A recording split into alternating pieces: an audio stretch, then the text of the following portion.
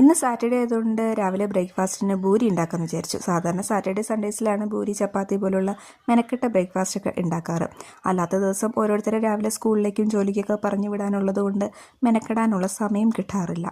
പൂരിക്കുള്ള മാവൊക്കെ ഞാൻ ഓൾറെഡി കുഴച്ച് പരത്തി വെച്ചിട്ടുണ്ട്. എണ്ണ നല്ലോണം ചൂടായി. ഇനി നമുക്കത് ഓരോന്നായിട്ട് ചുട്ടെടുക്കാം.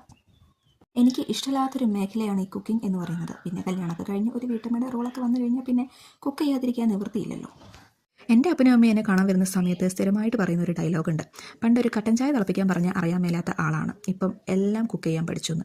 എന്തിനു ചെയ്യാൻ, പഠിച്ചല്ലേ പറ്റൂ. ഫൈനലി പൂരി എല്ലാം ചുട്ടെടുത്തു. ഇവിടെ എന്നെ സഹായിക്കാൻ അടുക്കളയിൽ ഒരു ലിറ്റിൽ ഹെൽപ്പറും കൂടി ഉണ്ട് കേട്ടോ. ആൾ ഭയങ്കര ബിസിയാണ്. അയ്യോ, വിശന്ന് വയറ് കത്തി തുടങ്ങി. അപ്പോൾ കഴിച്ചാലോ? പൂരീൻ്റെ കൂടെ ഉള്ളി വാട്ടിയതാണ് കേട്ടോ.